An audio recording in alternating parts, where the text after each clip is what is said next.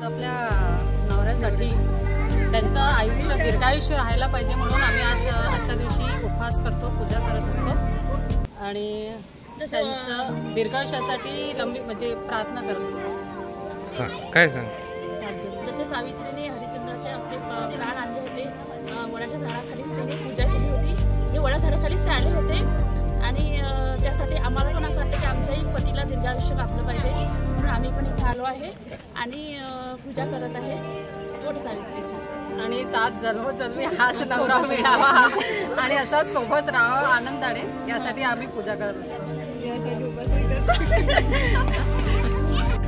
माझ्या सर्व मैत्रिणींना वटसावित्रीबद्दल खूप मनस्वी शुभेच्छा. आजच्या दिवसाचं वटपौर्णिमेचं महत्त्व असं आहे की आजच्या दिवशी सावित्रीने आपल्या पतीला सत्यवानाला यमराजाच्या तावडीतून मृत्यूच्या दाढेतून वापस आणलं होतं.